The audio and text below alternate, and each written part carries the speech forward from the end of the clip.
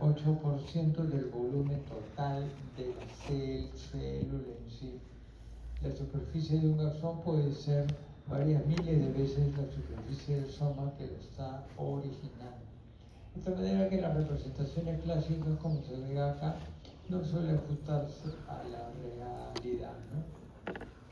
Acá estamos viendo lo que es un axón que está rodeado por su vaina de mielina.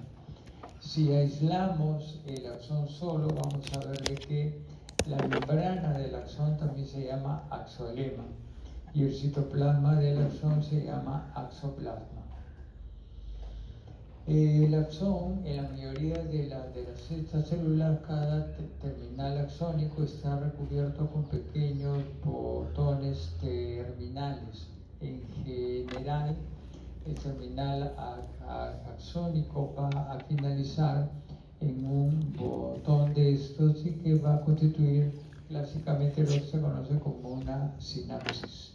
En general, la sinapsis, como vamos a estar viendo, la mayoría tienen otra neurona, pero puede terminar también en un músculo o también en una célula ganglionar, una célula endocrina, ¿no?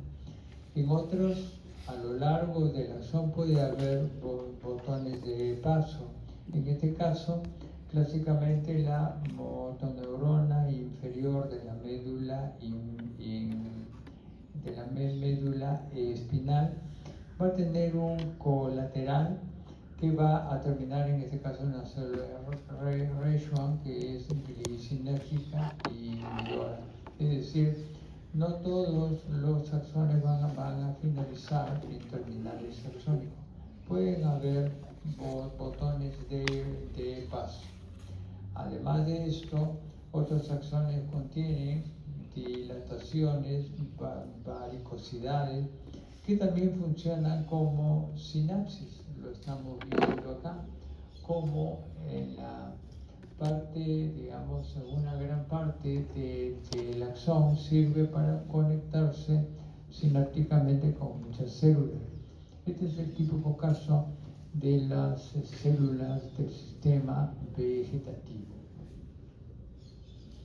La espina dendrítica, como les estuve explicando, y lo estamos viendo acá, son pequeñas protrusiones entre 0,5 y 2 micrómetros de longitud que sobresalen de la membrana plasmática de las ramas secundarias y terciarias de las dendritas, con lo que se amplía su área receptiva. Cada espina dendrítica suele recibir una única sinapsis. Típicamente, la sinapsis se produce entre el terminal axónico de una célula y la espina dendrítica de la otra. La mayor área receptiva de la neurona es a nivel de la dendrita, justamente. ¿Okay? Ahora, cada espina dendrítica, una vez que ha madurado, en general adopta la forma que estamos viendo acá, con una cabeza y un cuello estrecho que lo une a la dendrita. Bien.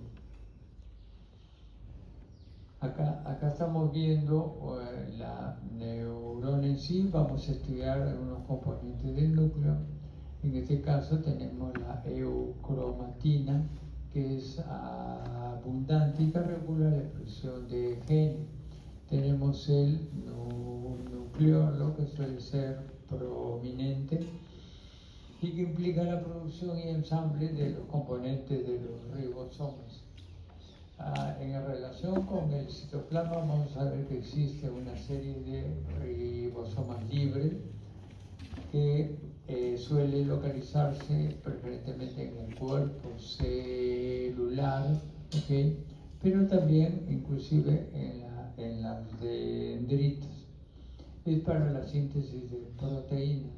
Tenemos el retículo endoplásmico liso, que es para la síntesis de lípidos. Tenemos el aparato de Golgi, que da forma a las diferentes vesículas y membranas de la célula. Tenemos las mitocondrias, que son centrales energéticas.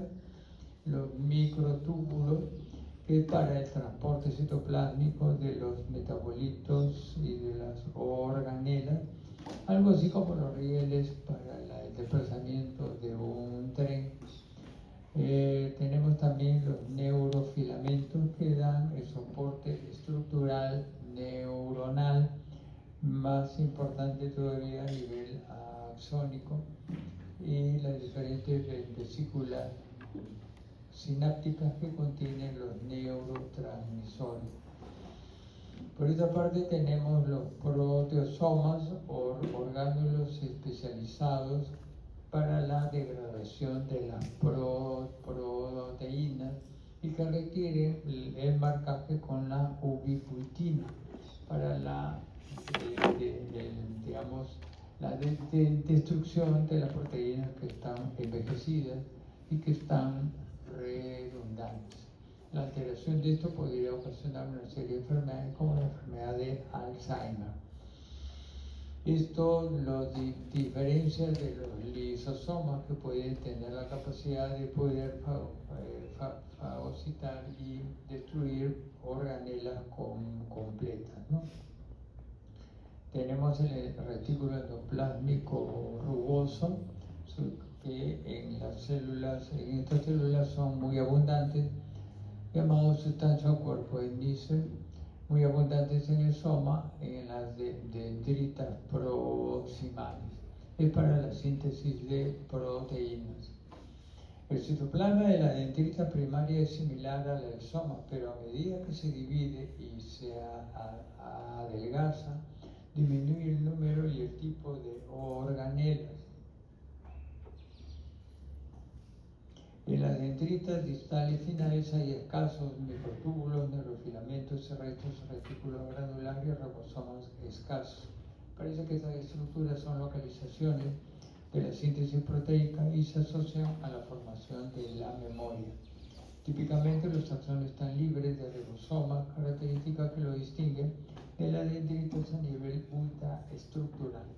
De esta manera que hemos visto un panorama de eso, ¿no? De la estructura en sí. Ahora vemos la clasificación de estas células por la forma de ramificación de la neurita. Acá vamos a ver lo que son, por ejemplo, en azul el cuerpo celular, en esta línea son la dirección del impulso de despolarización viene desde este nivel hacia este otro. Vamos a ver en este lado las dendritas, que son aferentes, y en la parte final del axón el terminal axónico. Entonces vamos a ver aquellas neuronas que tienen una sola neurita, se llaman células unipolares. Aquellas que tienen dos se llamarán bipolares, y aquellas que tienen más de dos se llamarán múltiples. ¿Qué representa una célula multipolar? Una célula del ganglio de la raíz posterior relacionada con una célula unipolar, y las células bipolares de la retina y las células olfatorias de la mucosa olfatoria relacionadas con las bipolares. ¿Okay? La clasificación de la neurona de acuerdo a la función que ésta realiza es relativamente simple. Tenemos motoras o eferentes con algunos ejemplos, sensoriales o aferentes con algunos ejemplos, y las pequeñas denominadas interneuronas, en las cuales van a fundamentalmente a tener en un buen número de casos una actividad inhibitoria y que conectan unas y otras. Por otra parte, tenemos clasificación de acuerdo al tipo de neurotransmisor. Bueno, hay un número bastante grande. Actualmente se conocen, según los investigadores, más de 100 diferentes tipos de neurotransmisores.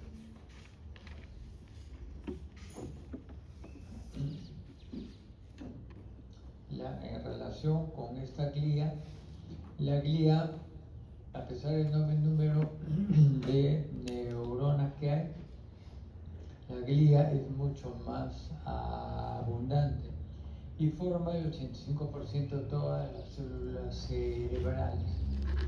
A nivel del sistema, vamos a dividirlas en el sistema nervioso central y en el periférico. En el primero de ellos tenemos los astrocitos, que son de dos tipos. El astrocito protoplasmático, que se localizan en la sustancia gris, y el fibroso en la sustancia blanca.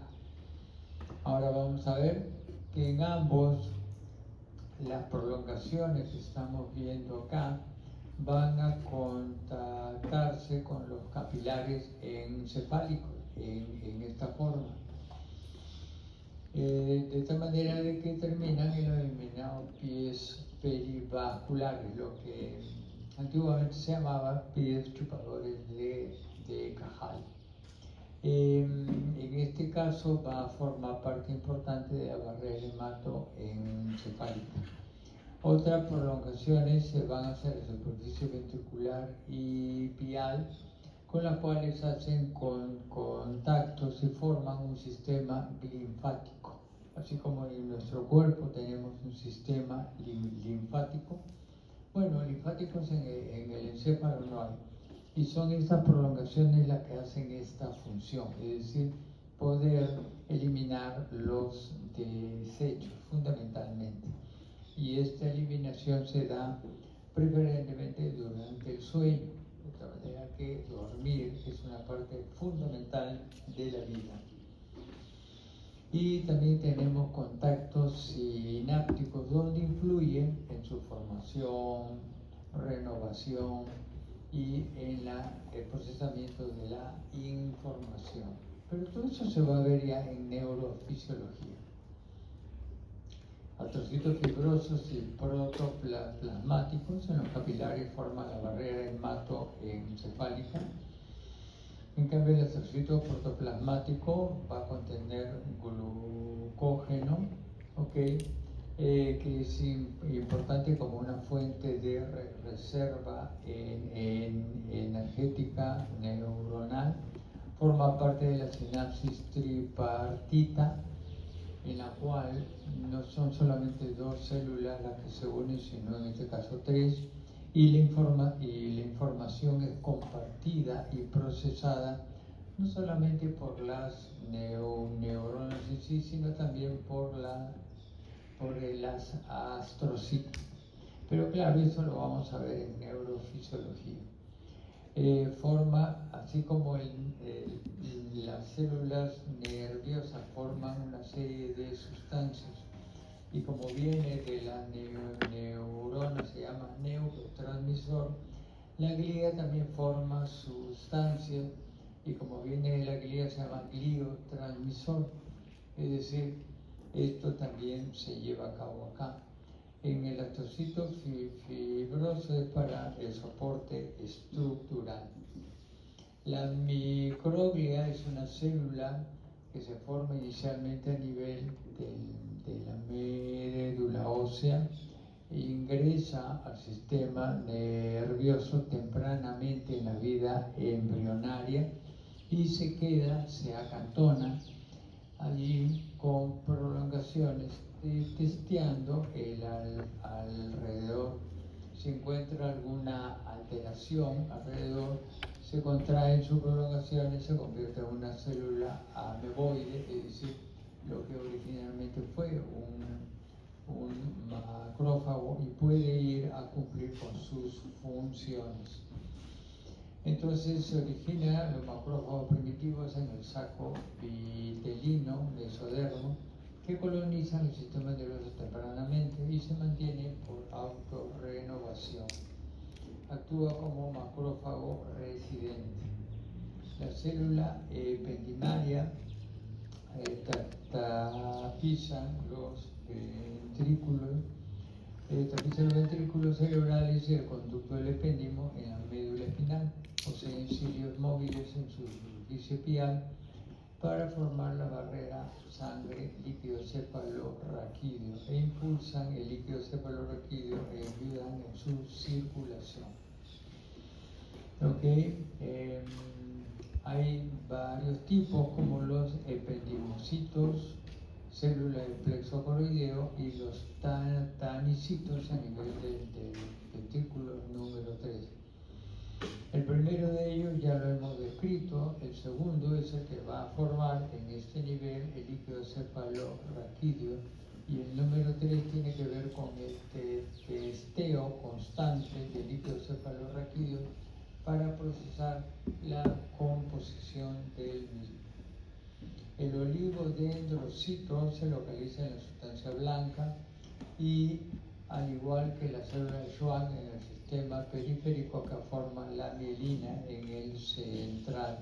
A diferencia de la anterior, que una sola célula de Schwann se ocupa de una parte de un solo axón, parte del mismo, acá el oligodendrocito, a pesar que su nombre se origina de pocas ramas, puede contactarse un solo oligodendrocito con varios axones y formar parte de la mielina del mismo, hasta un número de 20.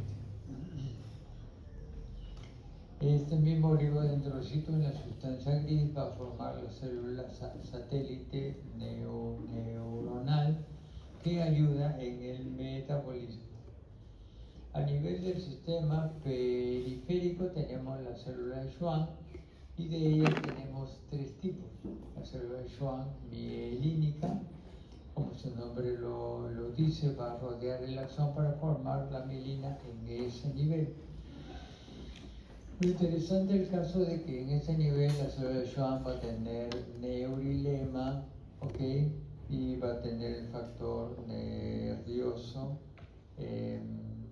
que ayuda a la regeneración del axón, algo que no se tiene a nivel del sistema, que no lo tiene el oligodendrocito.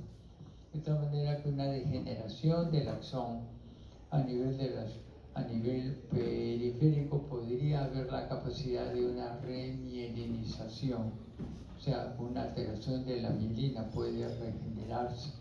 En cambio, en el central, una vez que se destruye la mielina, el axón degenera. El segundo tipo de célula de Schwann es célula de Schwann amielínica, que como lo vemos acá, si bien no forma la mielina, pero su citoplasma sirve para que los axones ingresen, amielínico, claro está, pero y les ayuda para un aislamiento eléctrico. La tercera tipo de célula de Schwann es la célula de Schwann terminal o telóglia, en la cual va a estar en la parte final de la placa bioneural, regulando el flujo de los potenciales de acción, facilitándolos o inhibiéndolos. Por otra parte, también vamos a tener acá a nivel entérico la glía entérica y a nivel del ganglio de la raíz posterior la glía satélite. La fibra nerviosa, la estructura de un nervio periférico, vamos a ver que está constituido. El nervio está constituido básicamente por axones y en este caso la mayoría de ellos mielinizados. Haciendo una ampliación, vamos a ver que en general el nervio está constituido por diferentes fascículos y una ampliación del mismo, vamos a ver que van a existir una serie de fibras o axones dentro del nervio. Algunos de ellos, como en este caso, si está rodeado por la célula Schwann amielínica, serán fibras amielínicas. Y si está rodeado por la por la célula Schwann mielínica, va a formar la mielina. El axón amielínico lo vemos acá, que tiene una conducción continua ¿ok? Y el axón mielinizado que va a tener una conducción saltatoria, es decir, de nodo de Rambier en nodo de Rambier. Esto va a hacer de que la velocidad de conducción sea muchísimo más rápida en este nivel que en este otro, ¿ok? Bien.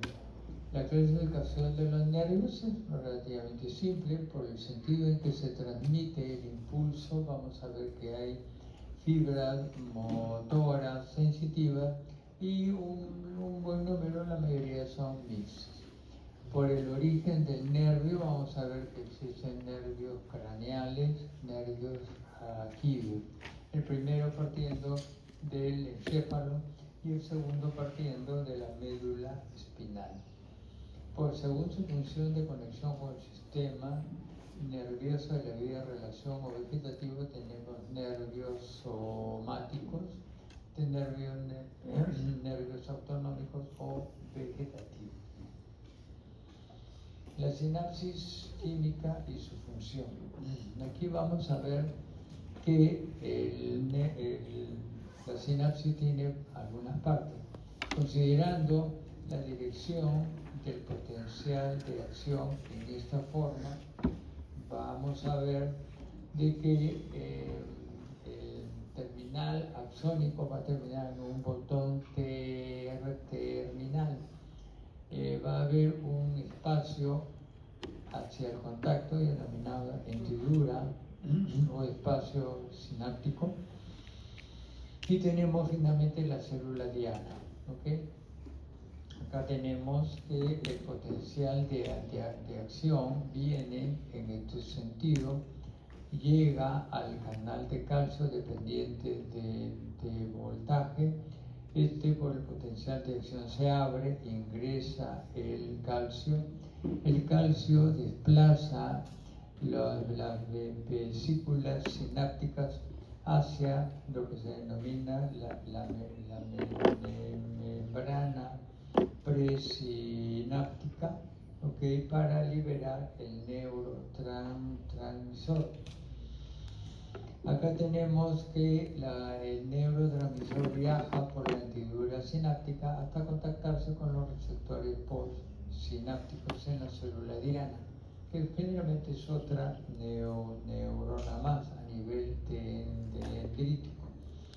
Este receptor postsináptico se activa si está asociado a un canal el electrolítico, va a permitir el ingreso, en este caso puede ser de sodio, y esto generará un cambio en el potencial de acción que podría generar un nuevo potencial de acción en la célula siguiente. ¿Okay? Pero este receptor postsináptico se encuentra a nivel de la membrana postsináptica.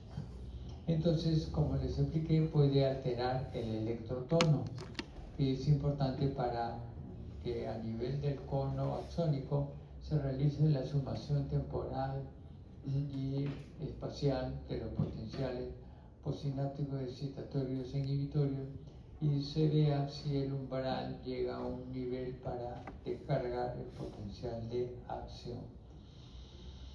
Pero además de todo esto tenemos el entarimado o red sináptica, que en el caso de los receptores proteínicos puede generar una serie de mediadores químicos que van hasta el núcleo de la célula y puede modificar la expresión de los genes. ¿Okay? Esto se denomina una actividad transmembrana. Una vez que se libera el neurotransmisor y utilizado esto, va a existir una bomba de recaptación de neurotransmisores. Lo que sobra en este nivel va a ser recaptado y reincorporado en la vesícula en sí. Por otra parte, tenemos como un segundo sistema una serie de enzimas que degradan el neurotransmisor que ya no se usa, que no ha sido recaptado, inhibiendo o destruyendo el neurotransmisor luego de su acción sobre el receptor postsináptico, dejando libre la hendidura sináptica para el próximo potencial. Bueno, todo esto que les he explicado acá se encuentra acá, así que es cuestión de que lo lean. La sinapsis química, también está paso a paso, lo que les he estado explicando. Bien, vamos a ver ahora los tipos de sinapsis por el tipo de célula terminal. La mayoría corresponde a la neuronal, es decir, una neurona número 1 se contacta con la número 2. La neuromuscular,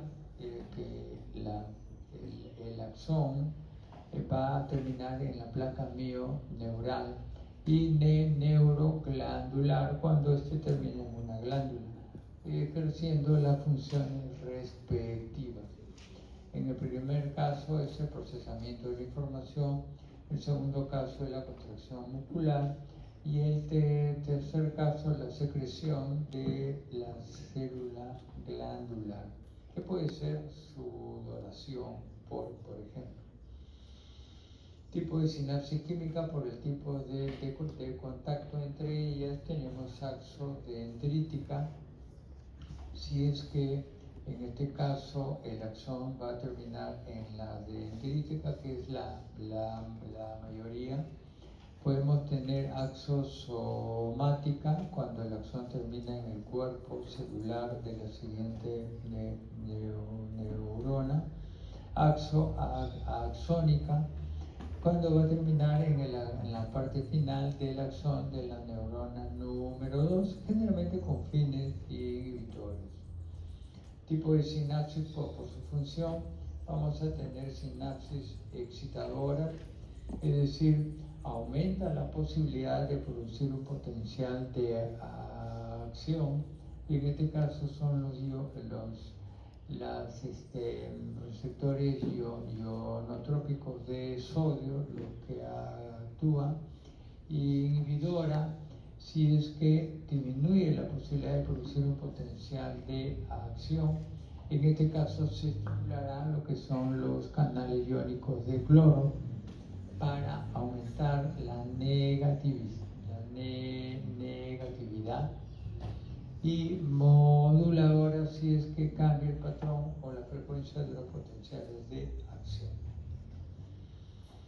En relación con la filogenia del sistema nervioso central, todo empieza con los organismos unicelulares, es decir, sin sistema nervioso, y que nuestro planeta Tierra, que tiene 6.500 millones de años de antigüedad, apareció hace 4.000 millones de años.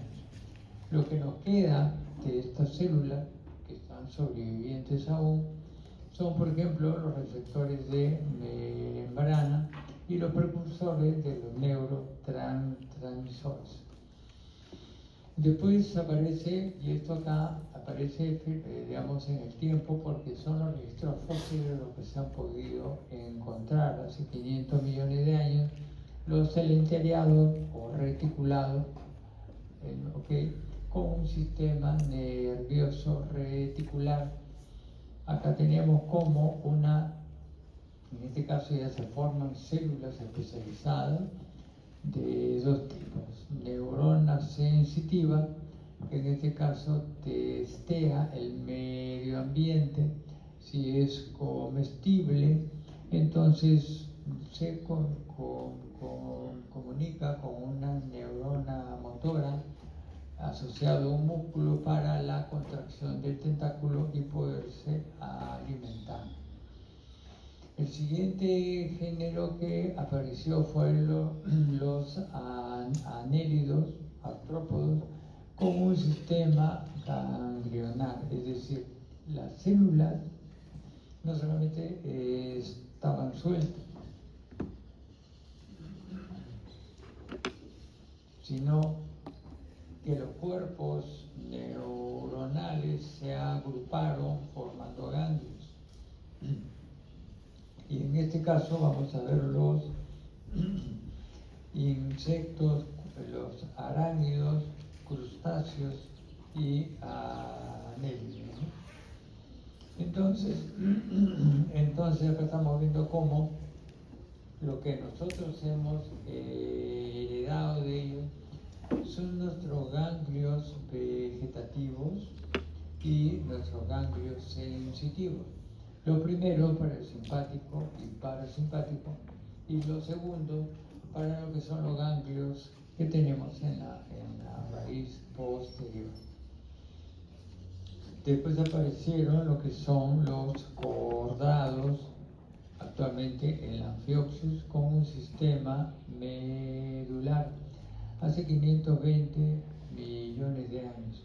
Este tipo de ser que actualmente vive en la época embrionaria es libre, nada, tiene un esbozo de médula espinal.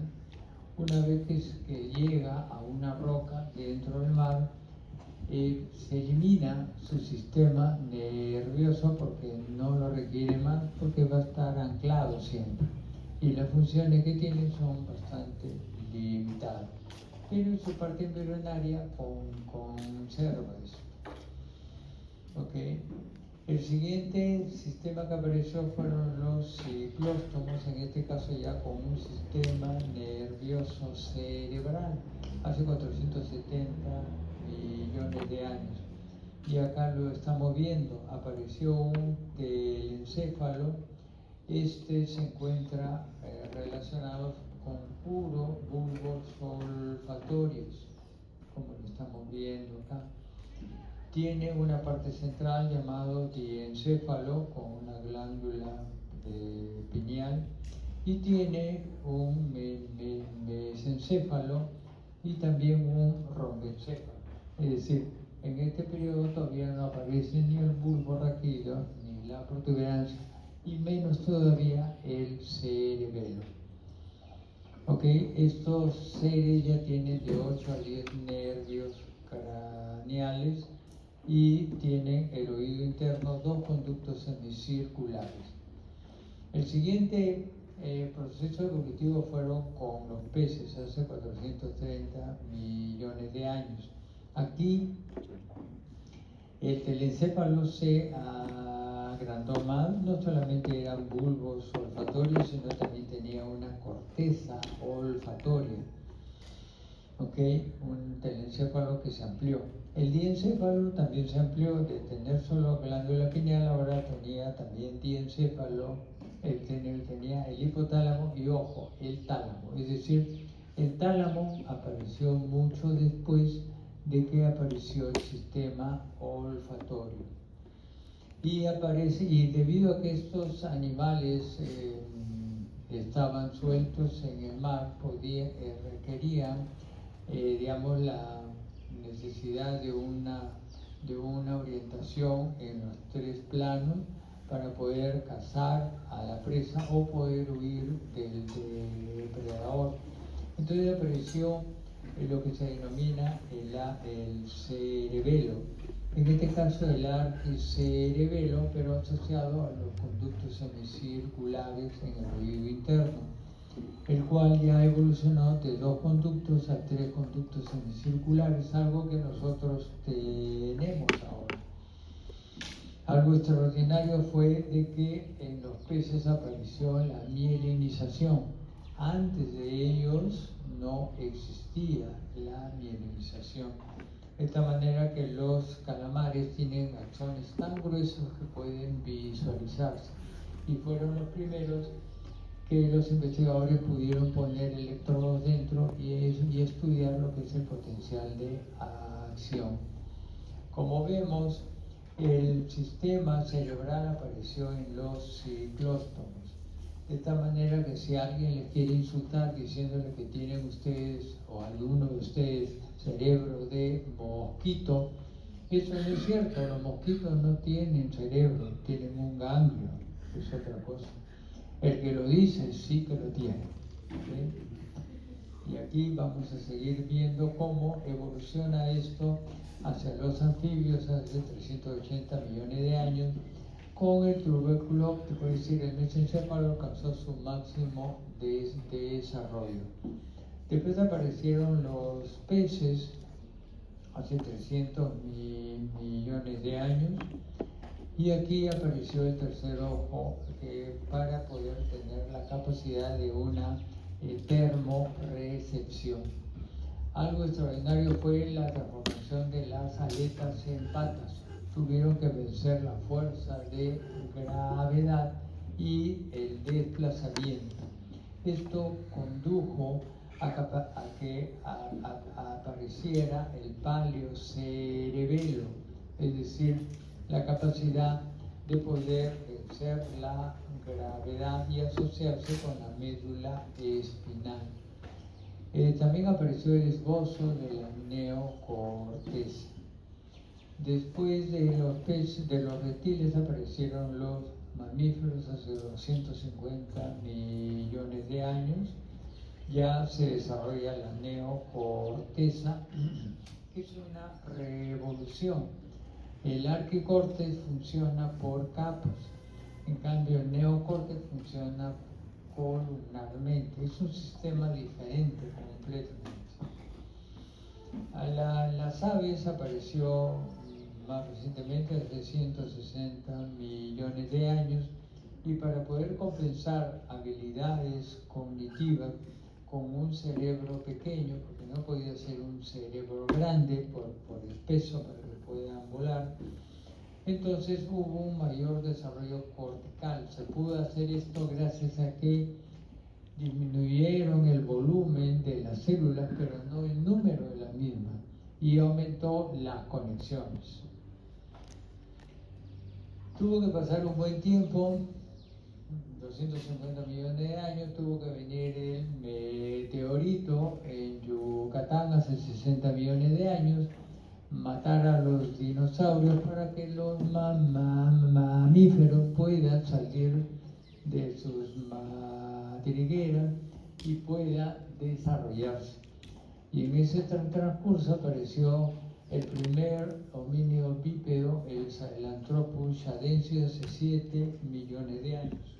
Desde esa época hasta la aparición del Homo sapiens, que apareció recién hace 300.000 años, ha pasado un largo periodo.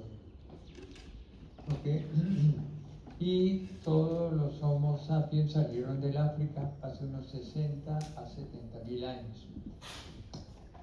Y todos somos una sola especie. Eso lo estamos viendo acá.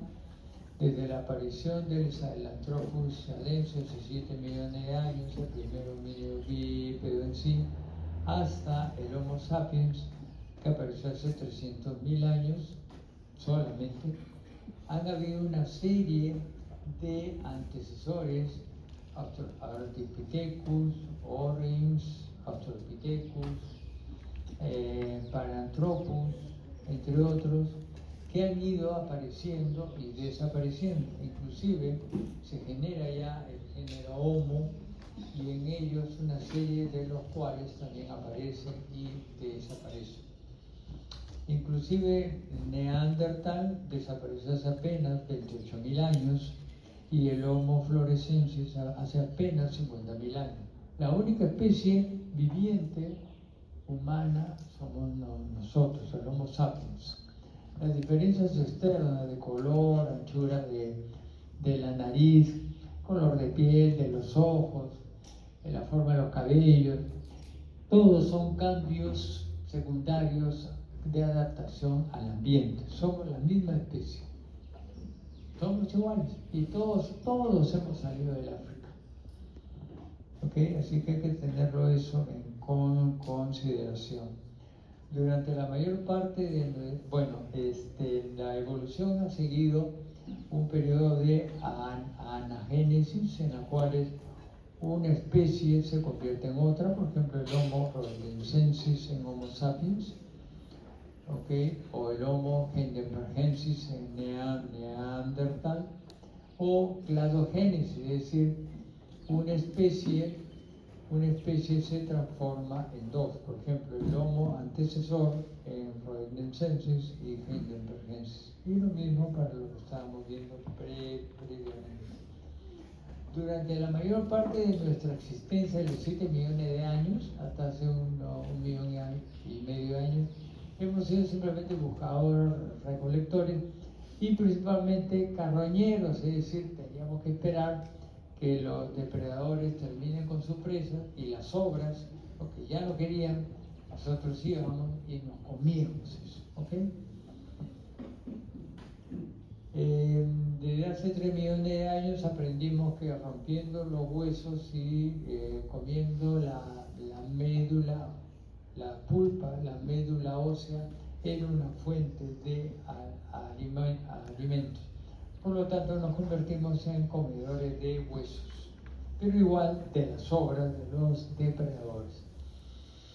Recién hace millón y medio de años hasta ahora, recién hemos podido tener capacidades cognitivas para comunicarnos y organizarnos y ser cazadores, además de recolectores. ¿Okay? Ejemplos específicos de evolución es el axón. Acá vemos un axón amielínico, ¿okay? En la cual el potencial de acción marcha linealmente, es típico de los camarones, y el axón mielínico que apareció con los peces nos dieron extraordinarias, ventajas, tanto así como la velocidad. Por otra parte, requiere para la mielinización ya no requiere axones tan gruesos. Se dice que si nosotros no hubiéramos podido tener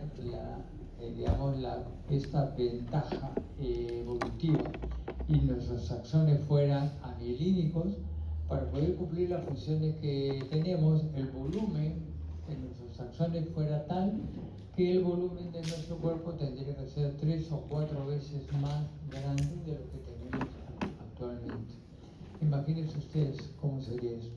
En neurofisiología le vamos a dar otras funciones más. En el cerebelo ha pasado una cosa interesantísima. Esto por la presión evolutiva apareció el arquicerebelo en los peces para poder desplazarse en 3 dimensiones, y el arquicerebelo en relación con el oído interno permitió el desplazamiento en las 3 dimensiones. ¿Okay? Bien, y la coordinación motora en relación con el equilibrio. El paleocerebelo apareció en los reptiles y en asociación con la médula espinal. La presión evolutiva fue el cambio de las aletas a patas, y esto para la coordinación motora y tono muscular en relación a los músculos antigravitatorios y la locomoción. Finalmente aparece lo más grande y externo, el neocerebelo, aparecen los homínidos en relación con el neocórtex, y fue la posición bípeda y la utilización de las manos lo que fue el gatillador para la coordinación motora y tono muscular de los movimientos finos. ¿Okay? En la corteza cerebral, el paleocórtex está dedicada a la corteza olfatoria, apareció en los primeros vertebrados y clóstomos, y es la más antigua relacionada con el olfato. Lo siguiente que apareció fue el hipocampo, que apareció en los anfibios primitivos, inicialmente con la función de las emociones primarias. Sin embargo, evolutivamente cambió de función y actualmente se usa en los humanos para el almacenaje, para lo que es la memoria. Después apareció el neocórtex.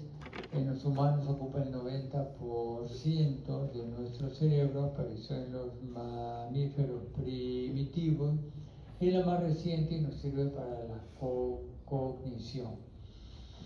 Otro proceso evolutivo fue la aparición, por ejemplo, de una corteza cerebral disencefálica, como es el ornitorrinco, pero conforme se fue complejizando y la necesidad de tener mayor cantidad de células hizo que empezaran a aparecer una serie de pliegues como en el canguro o en el delfín, de tal manera que hubiera mayor cantidad de corteza sin necesidad de aumentar el tamaño de la cabeza.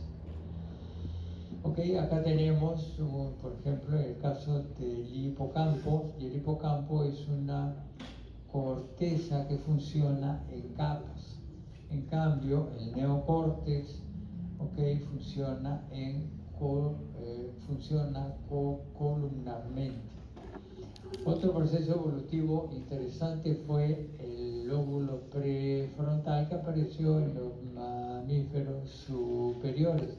Acá en el gato, por ejemplo, aparece aquí, en el perro un poco más, en los homínidos como en el mono erectus ya ocupa el 17% y en los humanos el 30%. Y son para las funciones ejecutivas. La hipótesis del desarrollo del neocórtex, un grupo importante afirma que es la inteligencia ecológica, pero el más representativo, el que mejor se acepta, es el cerebro social. El primero de ellos es el hecho de tener las manos libres, y la utilización de las manos para hacer cosas es el que hizo que se desarrollara nuestro cerebro. Sin embargo, de acuerdo a la hipótesis del antropólogo Robin Dunbar, fue la necesidad de comunicarnos, la necesidad de poder expresar emociones, de ponernos de acuerdo en cosas. Todo esto fue lo que desarrolló las capacidades cognitivas y el mayor desarrollo de la neocorteza. Esto lo vemos acá, por ejemplo, el macaco tiene un cerebro que pesa 100 gramos, una corteza tiene pliegue, es una especie social, vive en grupos jerárquicos, expresan sus relaciones con gestos y sonidos, expresan e identifican emociones básicas como sorpresa, enfado o miedo. En cambio, el chimpancé, su cerebro pesa 350 gramos, tiene la corteza con un mayor número de pliegues en comparación con el macaco, de conducta social muy compleja, hacen guerra, declaran la paz, crean coaliciones para atacar a un líder que quieren desbancar, muestran precursores de emociones sociales, es decir, como la culpa, la vergüenza, entre otras cosas más. De esta manera que vemos pues que parece que el cerebro social es lo que impulsó el neocórtex y la cognición. En relación con la ontogenia, en la embriología, una cosa breve en sí, tenemos lo que es la neurulación. Lo primero que aparece es una placa neural por inducción de la notocorda, como ya lo han visto ustedes en embriología, el SHH hace la ventralización central y la ausencia del mismo, la dorsalización lateral, para formar lo que son el surco neural y la formación del tubo finalmente, como lo estamos viendo acá. Lo interesante es que este tubo va a formar lo que es el sistema nervioso central, y en las partes laterales de esta placa, que formará en el futuro lo que son las crestas neurales, esta formará el sistema periférico.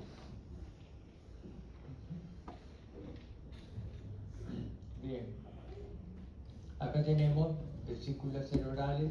En la semana 3 tenemos 3: prosencéfalo, mesencéfalo y rombencéfalo. 2 semanas después, el prosencéfalo se divide en lo que es telencéfalo y encéfalo, el mesencéfalo queda igual, y el rombencéfalo se divide en metencéfalo y mielencéfalo. Acá tenemos una vista de un embrión de 5 semanas y un cerebro adulto. El prosencéfalo forma el telencéfalo para los hemisferios cerebrales, el diencéfalo queda con el mismo nombre, el mesencéfalo igual, y el romboencéfalo forma el metencéfalo para formar la protuberancia y el cerebelo, y el mielencéfalo forma el bulbo raquídeo. ¿Okay? Acá tenemos que visualizar de que el cerebro se refiere simplemente a los hemisferios cerebrales y el diencéfalo, y la unión del mismo con el tronco cerebral y el cerebelo forma el encéfalo. En relación con la morfología externa, vamos a ver lo que son los ejes corporales a nivel transversal corporal y cerebral, a nivel coronal corporal y cerebral, y de igual manera con el sagital. Esto nos permite visualizar, cuando hagan la parte clínica, lo que son en las tomografías y las resonancias. Transversal se verá de esta manera que vamos a ver la parte delantera acá hacia arriba y la parte posterior occipital en la parte de atrás. Okay, en un corte coronal, en cambio, hacia arriba tenemos la parte de lo que son la parte parietal, y hacia abajo el tronco. Y cuando es sagital es mucho más fácil de reconocer. En general, para todo el mundo es fácil de saber que la parte de adelante se llama anterior, posterior arriba y hacia abajo. Esto ya lo saben ustedes desde que hicieron su aprestamiento cuando tenían 4, 5, 6 años, ¿no? Eso ya lo saben ahora. Lo que habría que hacer es ciertos nombres, ¿no? Que pueden cambiar. A nivel del tronco cerebral y la médula espinal, lo anterior se llama ventral, lo posterior se llama dorsal, lo de arriba se llama rostral o cefálico, y lo de abajo se llama caudal o podálico. Hasta ahí la cosa está fácil. El problema es de que a nivel de los hemisferios cerebrales y el diencéfalo la cosa cambia. Y cambia porque el eje se inclina, ¿okay? Se inclina completamente en 130 grados. Hay una inclinación. De tal manera de que lo que estaba, digamos, hacia adelante, ya no va a estar adelante, sino lo ventral va a ser hacia abajo, lo dorsal va a ser hacia arriba, lo anterior va a ser, lo rostral u oral ya no va a ser hacia arriba, sino hacia adelante, y lo caudal ya no va a ser hacia atrás, no va a ser hacia la parte, digamos, de abajo, sino hacia atrás. ¿Ok, jóvenes? Los lóbulos cerebrales en cada hemisferio tenemos 3 polos: el polo frontal, el polo occipital y el polo temporal. Por otra parte, vamos a ver que hay 3 caras: una cara externa o lateral, una cara interna o medial y una cara basal o inferior. Tenemos 2 bordes: un borde interno, que es el más extenso, y un borde externo, que es un poco menos extenso. En relación con los lóbulos cerebrales, vamos a ver que hay unas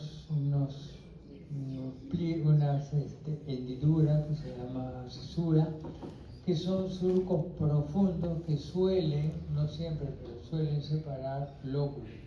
En cambio, hay unos surcos más superficiales, llamados surcos, que son poco profundos y que suelen separar giros. Acá tenemos, por ejemplo, lo que es la cisura central o de Rolando, ¿okay? Que divide por delante el lóbulo frontal. Tiene una función, por decir, una función motora.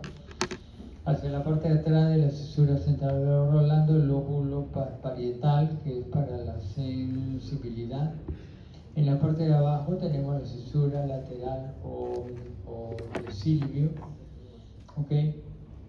Debajo del cual tenemos el lóbulo temporal para la audición. En la parte posterior vemos el lóbulo occipital, y acá tenemos, que es para la audición, tenemos un reparo que se llama surco parieto occipital, cuya mayor extensión es en la parte interna. Uniéndolo esto con lo que es la incisura preoccipital, que se encuentra a unos 5 centímetros del polo, y uniéndolo por una línea imaginaria vamos a describir hacia atrás lo que es el lóbulo occipital. ¿Ok? Entonces, abriendo en la parte interna de la cisura de Silvio, y hay que reconocer que labio u opérculo es igual. En este caso, abriendo los opérculos de la cisura de Silvio, vamos a observar este lóbulo que se llama lóbulo de la ínsula, que tiene que ver con el cerebro visceral. Acá estamos viendo esto, la cisura de Silvio, que se ha abierto con 2 espátulas, adelante el lóbulo frontal, acá el lóbulo temporal, y la ínsula se encuentra acá. Haciendo ya no abriéndolas, sino digamos haciendo un corte, vamos a ver que la ínsula está en la parte interna de la cara externa del lóbulo del hemisferio cerebral. En la cara interna vamos a ver lo que se conoce como lóbulo límbico, que tiene que ver con las emociones. El giro también se llama circunvolución, y aquí lo estamos viendo, pero la cresta, lo que vemos del giro, se llama girum, ¿ok? Y es solamente esta parte, pero el giro en sí es mucho más. Hay una parte que está interna en ambos lados. El plural de girum es gi, para conocimiento. El lóbulo frontal, la cara lateral, lo estamos viendo acá, tenemos la cisura central de Rolando, y acá abajo la cisura lateral o de Silvio. Vamos a reconocer un surco precentral, vamos a reconocer un surco frontal superior y un surco frontal inferior. Estos 3 surcos van a demarcar 4 giros. Por encima del giro del surco frontal superior tenemos el giro frontal superior o primer giro frontal. Entre el surco frontal superior y el inferior tenemos el giro frontal medio o segundo giro frontal. Y por debajo del surco frontal inferior tenemos el tercer giro frontal o giro frontal inferior. Entre la cisura central o de Rolando y el surco precentral vamos a tener el giro frontal ascendente, precentral, prerolándico o cuarto giro frontal. Vamos a ampliar esta parte correspondiente a lo que es el giro frontal inferior, y vamos a ver que la cisura lateral o de Silvio va a tener 2 ramas. Un brazo o rama anterior y un brazo ascendente, y la continuación del mismo sigue formando parte de la cisura de Silvio.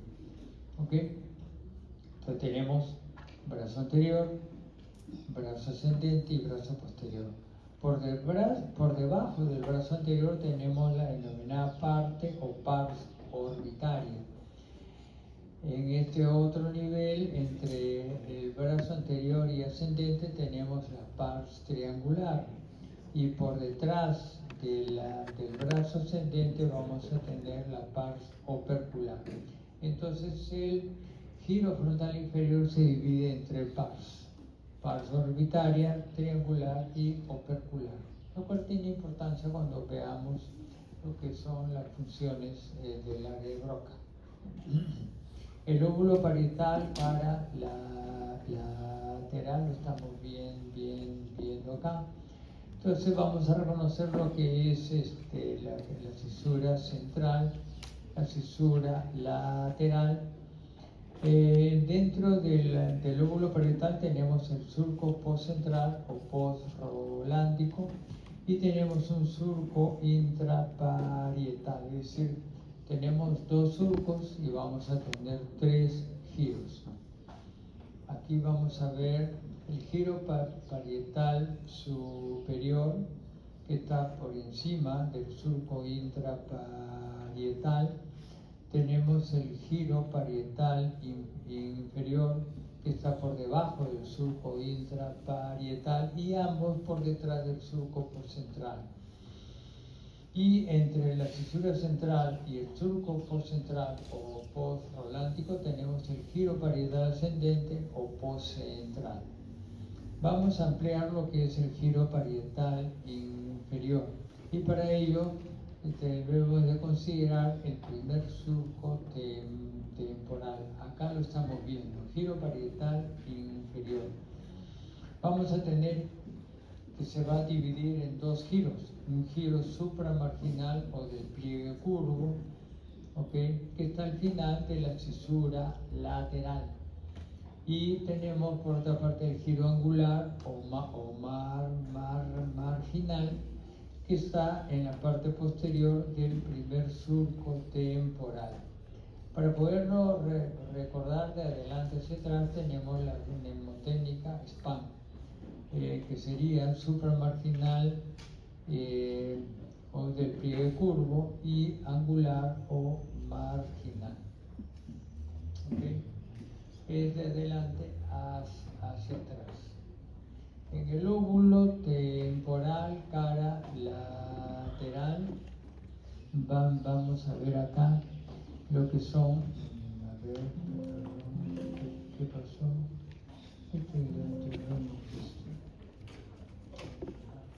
Ya, ahora sí. Vamos a ver acá esto, el lóbulo temporal. Tenemos la cisura lateral o de Silvio. Tenemos el surco temporal superior o paralelo, porque está paralelo a la cisura de Silvio. Y tenemos el surco temporal inferior. Estos dos surcos del lóbulo temporal en la cara externa corresponderá a tres giros. Y lo estamos viendo acá, el giro temporal superior o primer giro temporal medio o segundo giro temporal, y el giro temporal inferior o tercer giro temporal. ¿Ok? En la parte superior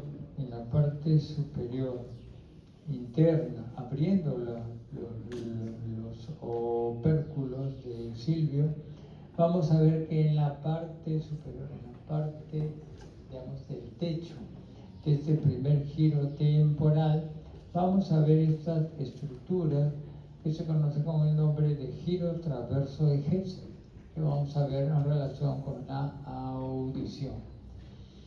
Por otra parte, el lóbulo de la ínsula, ya lo hemos estudiado, vamos a tener un surco circular alrededor de todo y tenemos un surco central. Este surco central, por delante del mismo, forma la ínsula anterior con 2 a 4 giros insulares cortos. En la parte posterior tenemos la ínsula posterior con 1 a 2 giros insulares largos. El lóbulo frontal, parietal y occipital en la cara medial, en la cara externa, son estos tres que están acá, ¿okay? Pero en la parte interna lo estamos viendo acá. Entonces aquí lo que vamos a ver es esto. Tenemos en este nivel la cisura central, o sea, la parte interna. La única cisura que puede, recorriendo la cara externa, la cara lateral, llegar a la cara medial, la única es la cisura central. Obviamente, delante del mismo vamos a ver lo que es el lóbulo frontal, ¿no? Ok, tenemos también este otro que se llama surco parieto occipital, que ya lo habíamos visto en la cara externa, una incisura, y que dividía el óvulo, servía de marco para regionalizar el óvulo occipital. Y acá tenemos la cisura calcarina. Acá tenemos el surco calloso marginal o del cíngulo. Entonces, delante de la cisura central y por encima del surco calloso marginal o del cíngulo tenemos el óvulo frontal. Por detrás de la cisura central, pero por delante del surco parieto occipital tenemos el óvulo parietal. Y por debajo del surco parieto occipital y excediendo la fisura calcarina tenemos el lóbulo occipital. Vamos a ir desgranando un poco esto. Aquí estamos viendo el giro frontal superior o primer giro frontal, pero la parte interna. ¿Okay? Acá tenemos el surco precentral, que ya lo habíamos estudiado en la cara externa. Es esta la que llega hasta aquí. Tenemos el surco postcentral, ¿ok? De tal manera que entre el surco precentral y el surco postcentral se conoce como lobulillo paracentral, que como vemos es compartido por el lóbulo frontal y el lóbulo parietal. Entre el surco postcentral y el surco parieto-occipital vamos a ver el lobulillo cuadrilátero o precuña, que corresponde al lóbulo parietal. Entre lo que es el surco parieto-occipital y las fisuras calcarinas tenemos el lobulillo de la cuña. Y por debajo de la fisura calcarina tenemos el giro lingual. Entonces, la unión de lo que es el lobulillo de la cuña y el giro lingual forma la parte interna de lo que es el lóbulo occipital. Bien, el lóbulo límbico, la cara medial, acá lo estamos viendo, vamos a representarlo acá. Para poderlo distinguir, vamos a tener que identificar lo que es el surco calloso marginal o del cíngulo, y también el surco del cuerpo calloso o surco calloso. Entre ambos está el denominado giro del cíngulo, ¿ok? Otros dos surcos importantes es el surco hipocampal, por una parte, y el surco temporo-occipital medial o colateral, que lo vamos a ver ahora. Entre ambos se localiza lo que es el giro parahipocampal. ¿Okay? En la parte delantera, delante de la lámina terminal, tenemos la región setal, y en la parte posterior, lo que es el pasaje entre el cíngulo y el giro parahipocampal, tenemos el istmo. Entonces, el lóbulo límbico está constituido por estas cuatro partes, constituido por la región septal, el cíngulo, el istmo y el giro parahipocampal. Ampliando esta parte, vemos que tiene la forma de un gancho. Gancho en griego se traduce como uncus, entonces, que es parte del giro parahipocampal. Pero aquí podemos divisar que hay un surco, llamado surco renal. Por dentro del surco se forma la región prepiriforme, importante para la olfacción. Y por fuera de este surco renal tenemos la región entorrinal. Todos ellos como parte del giro parahipocampal.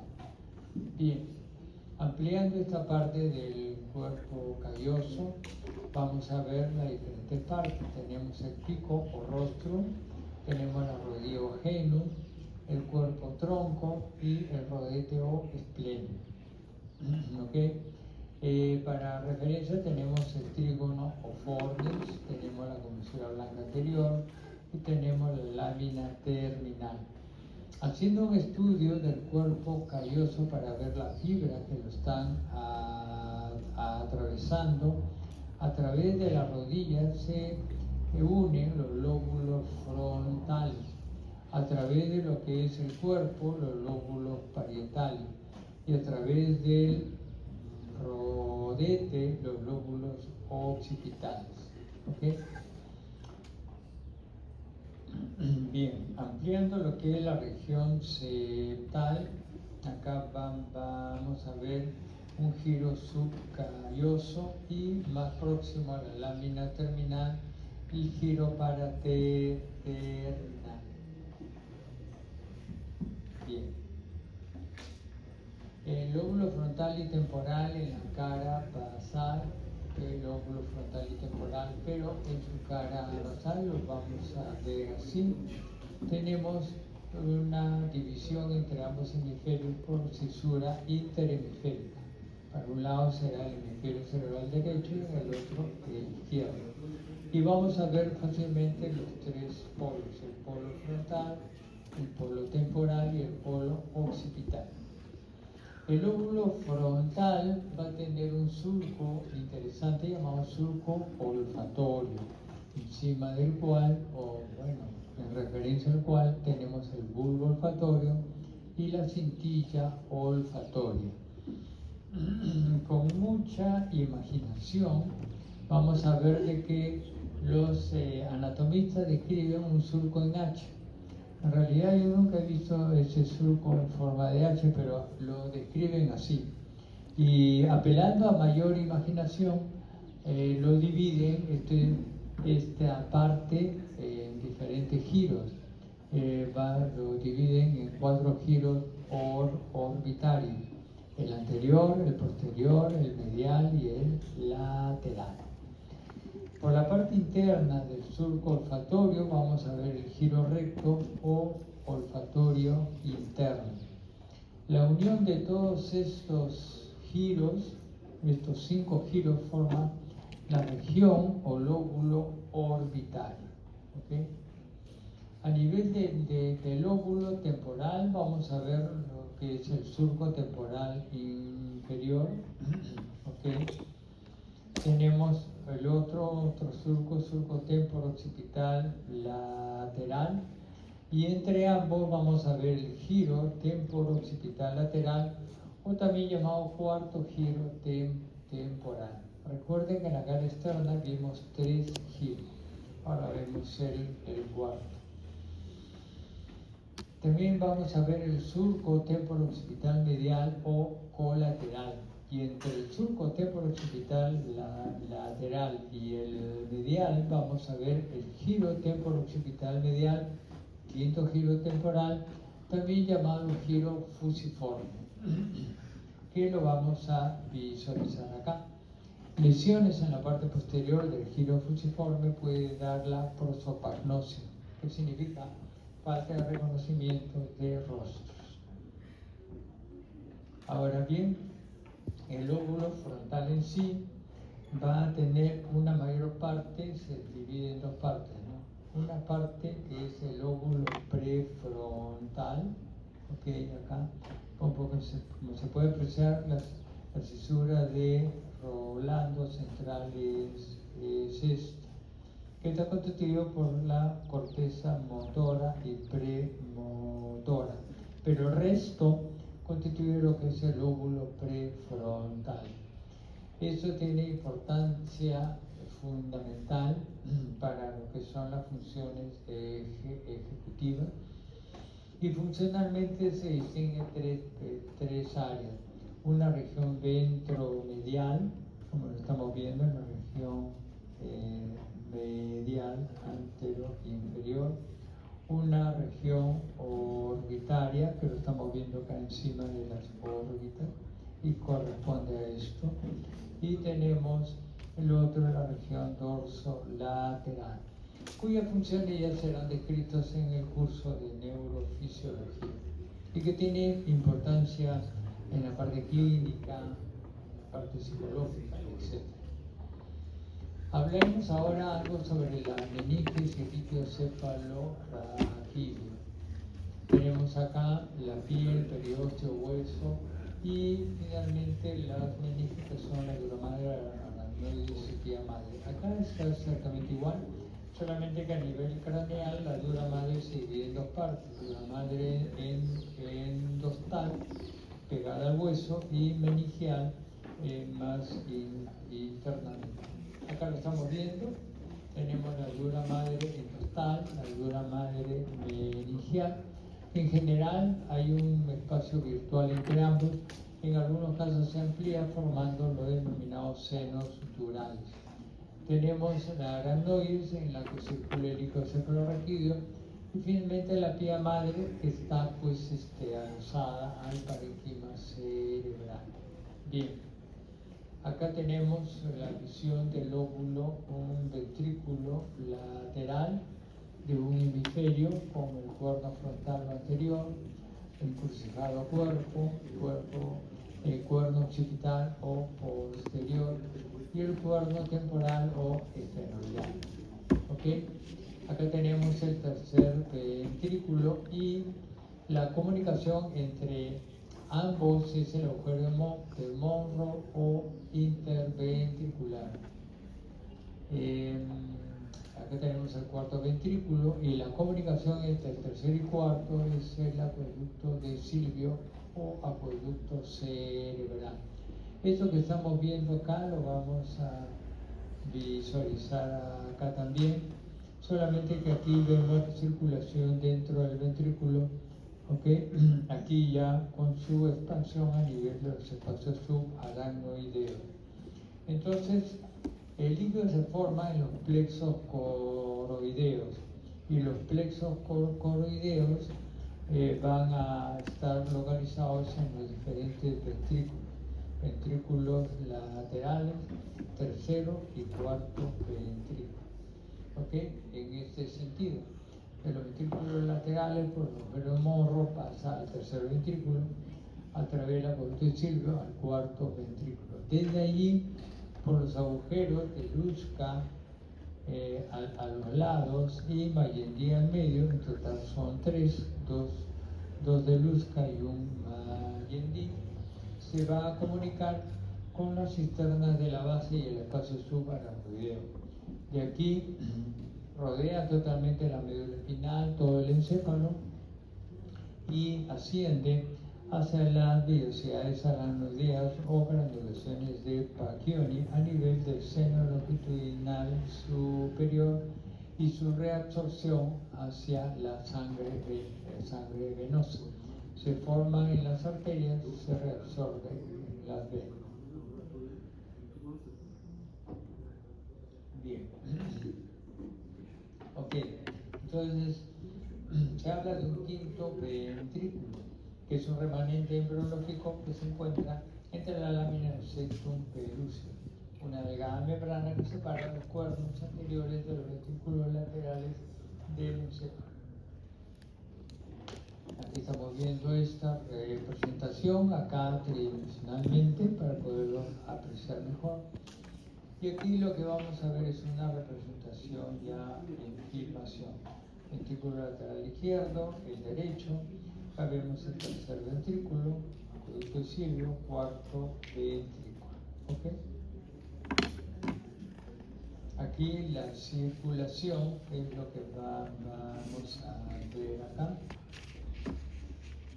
En este caso, la circulación, vamos a ver los ventrículos, lateral izquierdo, lateral derecho. ¿Okay? Entonces se empieza a formar el líquido cefalorraquídeo, por ejemplo acá, de los ventrículos laterales drena por el agujero interventricular de Monro hacia el tercer ventrículo, a través del acueducto de Silvio, va a descender hasta el cuarto ventrículo. Bien.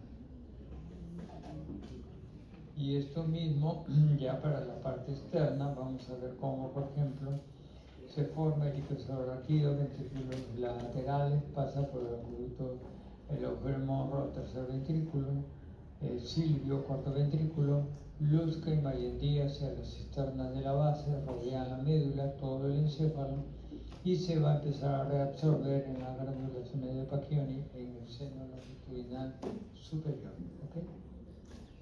Bien. Un pequeño descanso, jóvenes, entonces aquí nos estiramos hacia un lado, hacia el otro lado. Ustedes son jóvenes, se pueden girar rápido y luego despacio, ¿no? Para aturarme algo. Muy bien, después de este merecido descanso vamos a continuar con la vascularización del sistema nervioso central. Acá lo estamos viendo, el sistema carotidio por un lado y el sistema vertebrovascular por el otro. Tenemos dos arterias internas, dos arterias cerebrales medias, dos arterias cerebrales anteriores. Tenemos dos arterias vertebrales que se unen en una arteria basilar. Tenemos la arteria cerebral posterior. ¿Okay? El polígono de Willis está constituido y va a unir el sistema carotidio con el sistema vértebro-basilar. Acá lo estamos viendo, a través de una comunicante anterior que une las dos arterias cerebrales anteriores. Acá tenemos la cerebral anterior, la comunicante posterior que comunica lo que es la carótida interna con la cerebral posterior. ¿Ok? En general esto no es tanto así, hay una serie de cambios, algunos tienen más grueso una arteria que otra y con ciertas modificaciones. El sistema carotidio, la carótida interna, en esta vista lateral, acá vamos a ver su representación geográfica similar a esta lateral y antero-posteriormente. Vamos a ir describiendo cada una de las partes. Esta tiene 7 partes, por ejemplo, C1 o cervical, C2 o petroso, lo cual va a dar origen a la arteria carótido-timpánica y la arteria pitiana. El siguiente segmento es el C3 o la cerum, el C4 o cavernosa, que aquí lo estamos viendo, y va a estar dentro de lo que es el seno cavernoso y está asociado, digamos, topográficamente con una serie de nervios que de arriba hacia abajo es, acá tenemos la arteria carótida y que está rodeado por filetes simpáticos. Y los otros nervios que estaba describiendo de arriba hacia abajo es el tercer nervio, el cuarto, el 5.1, el sexto y el 5.2. La rama C4 da origen al tronco meningo hipofisario, la arteria capsular, la arteria inferolateral. Tenemos el segmento C5 o clinoideo y el C6 oftálmico, el cual origina la arteria oftálmica hipofisaria superior. Tenemos la C7 o comunicante, que ya es la última, y esta va a dar origen a la arteria comunicante posterior, la coroidea anterior, la cerebral anterior y la cerebral media. Vamos a ir revisando algunas de ellas, pero acá vamos a describir lo que son las irrigaciones de las diferentes arterias que hemos mencionado acá. Vamos a revisar un poco sobre la arteria oftálmica, cerebral superior, inferior, coroidea anterior, cerebral anterior y cerebral media. Acá tenemos la coroidea anterior con su irrigación. Tenemos la arteria coroidea anterior, rama de la carótida interna, segmento C7. La arteria coroidea posterior, rama de la cerebral posterior, lo estamos viendo acá. Y tenemos la arteria coroidea posterior medial, que es rama de la cerebral posterior. La arteria cerebral anterior tiene 3 segmentos: A1 horizontal o precomunicante, A2 vertical o postcomunicante y A3 o distal. Para entender esto hay que ampliar un poco en esta región, la arteria comunicante que estamos viendo, la relación entre la arteria carótida interna con la arteria cerebral anterior. Y aquí la famosa comunicante anterior que divide estas partes, ¿no? Tenemos 7 ramas. La rama del segmento A1 o horizontal o precomunicante, tenemos las arterias orbitarias, la arteria recurrente del Hübner. ¿Okay? Tenemos la misma comunicante anterior, ya van 3. La rama del segmento A2 o vertical, tenemos la arteria frontomedial, la arteria frontopolar.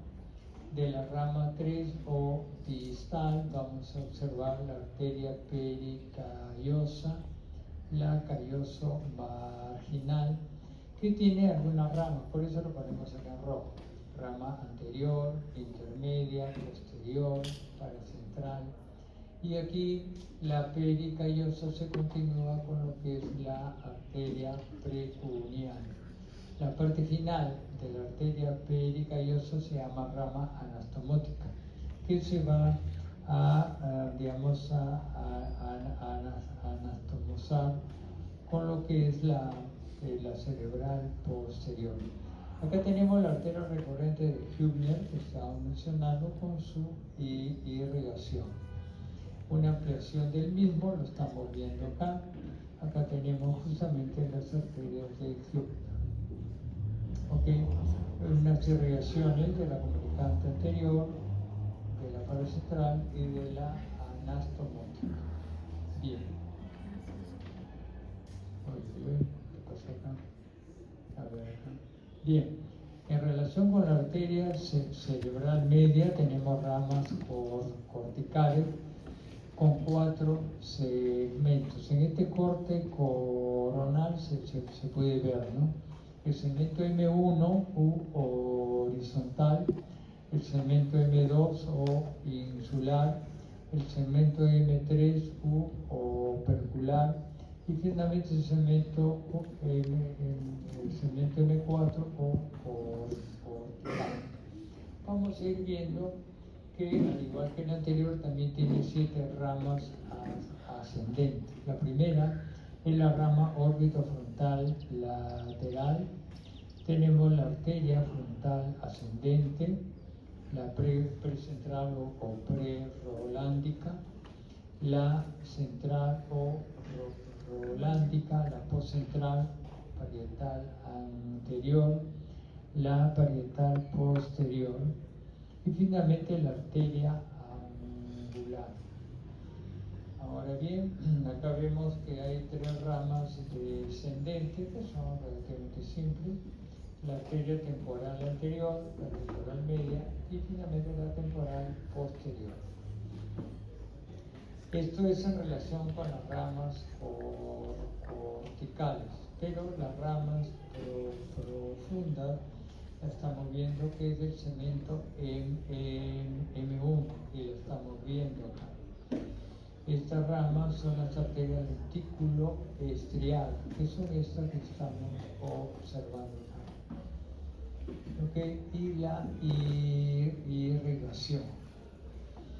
De la arteria vertebral y basilar vamos a ver que existe una relación muy estrecha con los diferentes nervios craneales. La arteria vertebral está aquí, la arteria espinal posterior en este nivel, la arteria meningia anterior, la arteria espinal anterior acá, o tenemos la arteria cerebrosa posterior inferior o pica, okay, que está acá. Tenemos de la arteria basilar, que la estamos representando aquí, la arteria cerebrosa superior o suca, que está aquí. Tenemos las arterias pontinas, okay, las arterias laberíntica o acústica interna, la arteria cerebrosa anterior inferior o AICA, que está aquí, y finalmente la arteria cerebral posterior, que la estamos viendo. Entonces, más o menos para representarlo gráficamente, acá tenemos en rojo las ramas del azúcar, tenemos ramas de la AICA y de la PICA. Hay 2 pinzas arteriales importantes para el tercer nervio, dado por la pinza por la cerebral posterior y la azúcar, y la otra, disculpen, no, esto es antes. A ver, acá, no sé si se puede. Acá tenemos el sexto nervio en sí, que está dado por la arteria, por la AICA y finalmente la arteria laberíntica. ¿Okay? Bien. De la arteria vertebral y basilar, las diferentes ramas que hemos visto, aquí están las diferentes irrigaciones.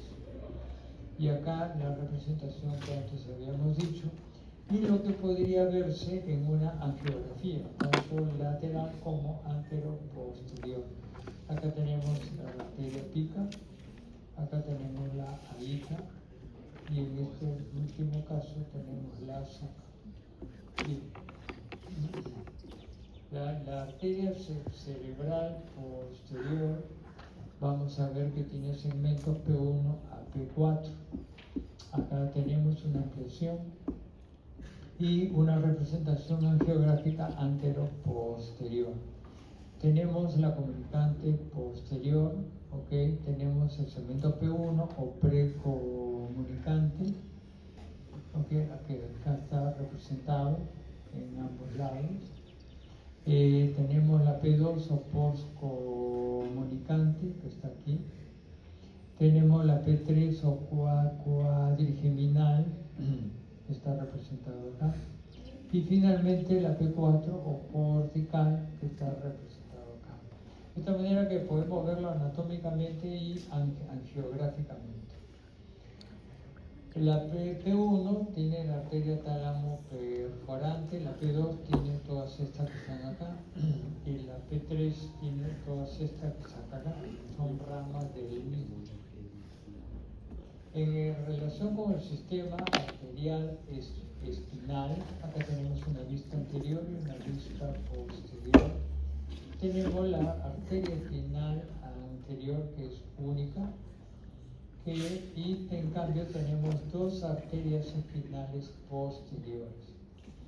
La arteria espinal anterior suele ser rama de las arterias vertebrales, ¿okay? Es la unión de las dos. En cambio, las arterias espinales posteriores, 75% vienen de la pica, arteria cerebral posterior inferior, y un 25% de la arteria vertebral. La circulación, lo estamos viendo acá. Tenemos una arteria espinal anterior, dos arterias espinales posteriores, hay una serie de ramas que ingresan y tenemos también arterias circunferenciales. ¿Okay? Estas arterias espinales anterior y posteriores apenas alcanzan para irrigar lo que son la parte de la médula cervical. A partir de la médula cervical baja y hacia abajo tiene que ser nutrida por otras arterias como las arterias radiculares anteriores y radiculares posteriores, los cuales son ramas de la arteria vertebral. ¿Okay? Y acá lo estamos viendo. Tenemos las arterias radicular anterior y posterior, rama de la arteria espinal, esta rama de la dorsal, esta de la intercostal posterior, la cual ya viene desde la aorta.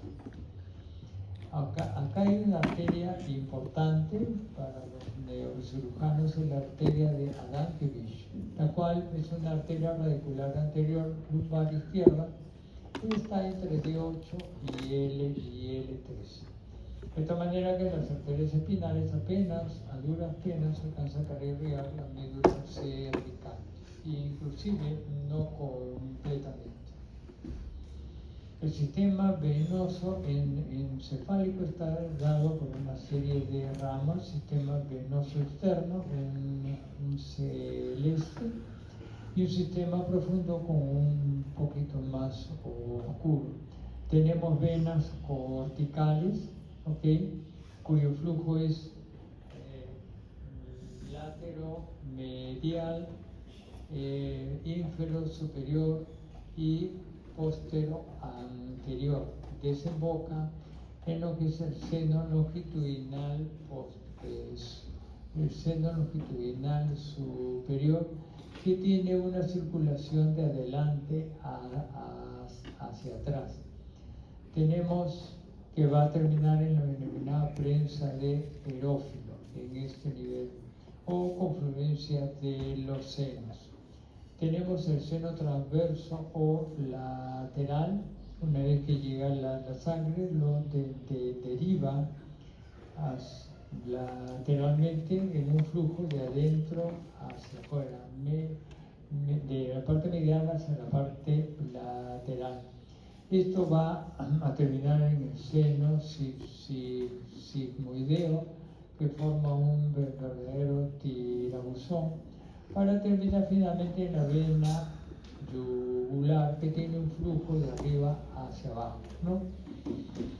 El sistema profundo, vamos a ver acá la vena oftálmica, ¿ok? Con un flujo antero-posterior. Tenemos el seno parietal, que está acá, con un flujo lateromedial, antero-posterior y de abajo hacia arriba, ¿ok? Con este flujo. Y que va a terminar en lo que es en el seno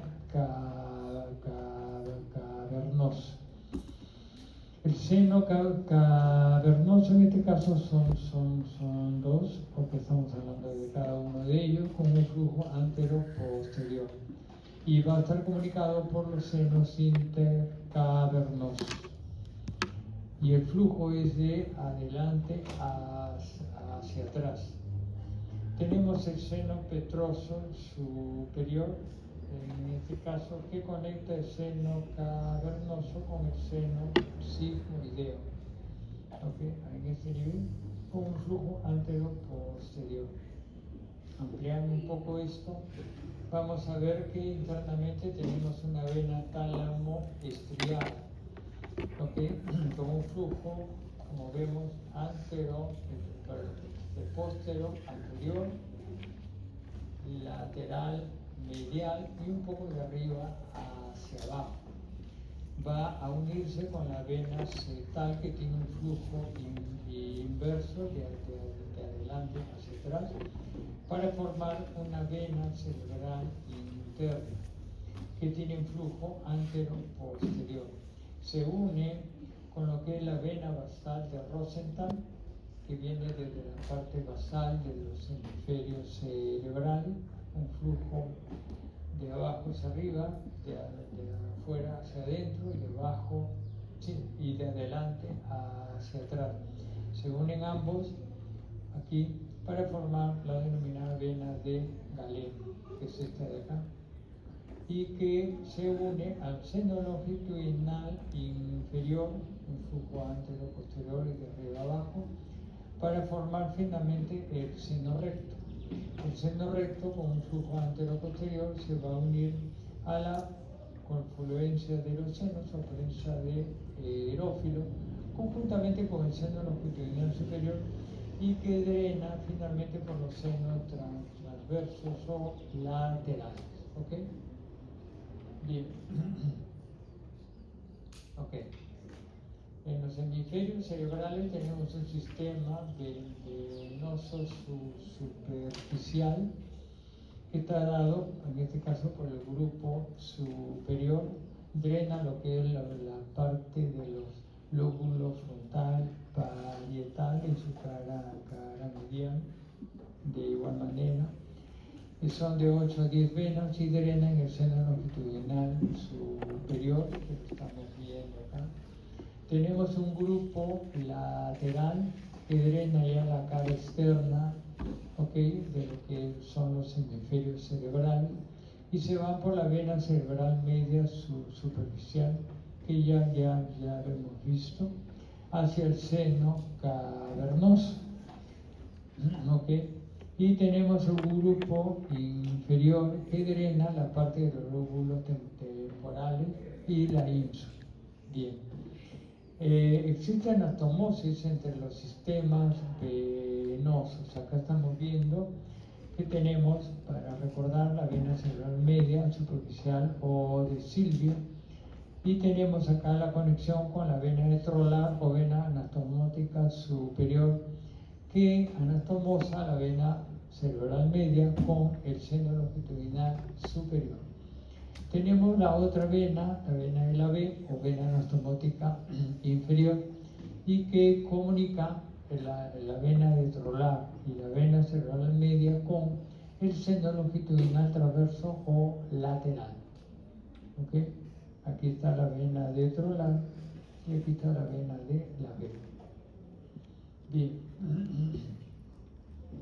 El seno longitudinal superior además va a recibir venas meníngeas, venas diploicas y venas emisarias. En la médula espinal, el sistema venoso pial, lo estamos viendo acá, vena espinal anterior y una vena espinal posterior. La primera drena la región anteromedial y la otra la posteromedial. Pero va a tener también, al igual que la parte arterial, un plexo venoso pial, en este caso, que drena el cordón lateral. Este plexo venoso vertebral, hay un plexo venoso vertebral epidural, denominado también plexo de Watson. ¿Ok? Aquí está, plexo venoso de Watson. Y esto se va a comunicar, acá tengo plexo venoso vertebral epidural, que va a anatomosarse con el sistema venoso medular pial que hemos descrito antes. Y aquí lo estamos viendo. Acá tenemos la vena espinal anterior, la vena radicular anterior que drena ahí, la vena espinal posterior que drena la vena radicular posterior, y ambas se van a unir con el plexo venoso epidural a través de la vena intervertebral. ¿Ve? Funciona de esa manera. Entonces las venas intervertebrales a nivel cervical drenan en las venas vertebrales. Las venas torácicas a nivel de la vena intercostal y a nivel lumbar a nivel de las venas lumbares. Para finalizar, esto ya es más rápido. Vamos a ver las áreas cerebrales. Tenemos en el lóbulo frontal el área 4, somatosensitiva primaria, que es la motoneurona superior y que ocupa el giro frontal ascendente. Tenemos el área 6, el área 8, también llamadas áreas premotoras, que son las programadoras, es decir, ahí se lleva a cabo la planificación del movimiento, y el área 4 se encarga de la ejecución. Esto ya ocupan lo que son el giro frontal superior y el giro frontal medio y parte del giro frontal inferior. Bien, tenemos acá el área 46, el área 9, el área 10, el área 11, el área 12, el área 47, que forman todos ellos lo que es el denominado región prefrontal o lóbulo prefrontal, que sirve para las funciones ejecutivas, la atención, la conducta social, etcétera, etcétera. ¿Ok? Bien. Acá tenemos abajo el área 44 y el área 45 que forman el área de Broca. En la región orbitaria se puede distinguir fácilmente el área 11 y el área 47. ¿Okay? Y en la ínsula, a nivel de la ínsula, tenemos desde el área 13 a 15, parte insular anterior, coordina los movimientos para la lengua, para el lenguaje, conecta la región prefrontal y el sistema límbico. Y el área 16, que es la mayor parte de la ínsula, relacionado con el dolor, temperatura y aspectos fonológicos y deglutitorios. En el lóbulo parietal estamos viendo que tenemos el área 312, giro parietal ascendente, es el área somatosensitiva primaria. Y ahí llega la neurona número 3 de la vía somatosensitiva para lo que es la localización, la intensidad, la modalidad del estímulo, ya sea dolor, tacto, temperatura, percepción, entre otras más. El área 5 y el área 7 es lo que se denomina somatosensitiva secundaria, que sirve para la discriminación, para el reconocimiento. La esterognosia, es decir, reconocimiento de las cosas por el tacto, la sinestesia, la capacidad de sentir la posición del cuerpo en el espacio, la grafestesia, reconocimiento de escribir en la palma de la mano un número o una letra, discriminación de 2 puntos y la parognosia, diferenciación de peso. Todo esto se lleva a cabo en el área somatosensitiva secundaria. El área 43 tiene que ver con la somatosensibilidad del tímpano. El área 19, que es parte de la visual secundaria, que lo vamos a estudiar en el lóbulo occipital. El área 40, que estamos viendo acá, giro supramarginal junto con el giro angular que está acá, está relacionado con la capacidad de lo que es el área de Wernicke, y las descripciones se encuentran ahí. En el lóbulo temporal vamos a ver el área 41 y área 42, que son los giros transversos de Hessel, que no se ven externamente. Hay que abrir los opérculos de Silvio para poderlo visualizar en la cara superior. Área auditiva primaria, giro transverso de Hessel, y ahí se encuentra el mapa tonotópico de la frecuencia de los sonidos. ¿Okay? Agudos y graves, diferenciación de intensidades del sonido y localización del sonido en el espacio. El área 22, área auditiva secundaria, es decir, para el reconocimiento del sonido. Gracias a eso puedo distinguir fácilmente lo que es un ladrido de un perro que de los gritos de mi suegra, por ejemplo, ¿no? Aunque se parezcan mucho, pero los puedo diferenciar. El área 38, relacionada con las emociones y el procesamiento somático de la información. Tenemos el área 29, con los aspectos más complejos de la información de los sentidos. Permite visualizar la experiencia de las sensaciones, el pensamiento y el razonamiento. El área 37, relacionada con reconocimiento de caras, lenguaje de signos o de comprensión de metáforas, entre otros. Es lo que le hablamos pues anteriormente, ¿no? El área 52, que está en esta parte, también. El lóbulo occipital, tenemos el área 17, que es el área visual primaria, mapa retinotópico del ojo y del campo visual, visión binocular, procesan las primeras impresiones de color, orientación, movimiento y estímulo. Las áreas 18 y 19 representan el área visual secundaria o psicovisual, discriminación y reconocimiento, visión tridimensional, detecta variaciones en intensidad lumínica y asocia estímulos visuales a la memoria, almacena los recuerdos en formas de imágenes, es decir, reconocimiento de los objetos. No solamente visualizarlo, sino saber qué es. Aquí vemos las diferentes áreas en el lóbulo occipital. Finalmente, el lóbulo límbico, acá tenemos el área 32, 24, 33, que forma el cíngulo anterior. Y el área 31, 23, que forma el cíngulo posterior. Ambos, obviamente, desde el giro del cuerpo calloso o del cíngulo. ¿Okay? El área 25 es la región septal, y en esta región podemos ver, vamos a ver después, acá tenemos el área 34, región prepiriforme que ya hemos visto, el área 28, región entorrinal, más el área 36 y 35 forman lo que es, y 27 forman lo que es el giro para hipocampal, que ya lo hemos visto.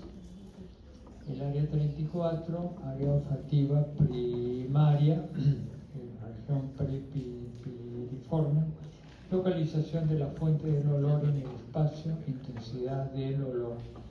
El área 28, 35 y 36, área olfativa secundaria, reconocimiento del olor.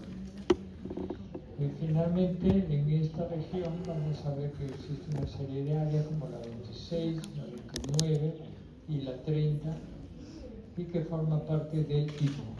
Todas estas están relacionadas con una serie de funciones como son la parte de las emociones, fundamentalmente. Pero como vemos, Una área no significa que tiene una función exclusiva. Una área puede tener más de una función. Lo que se conoce ahora en neurociencias es de que más que áreas aisladas, funcionalmente únicas, son circuitos. De esta manera que una neurona, un grupo de neuronas que forman un circuito tiene una función. Y estas mismas, con otros circuitos, tienen otra función, aunque ocupen la misma zona cortical. Muy bien, joven. Eso es todo. Gracias.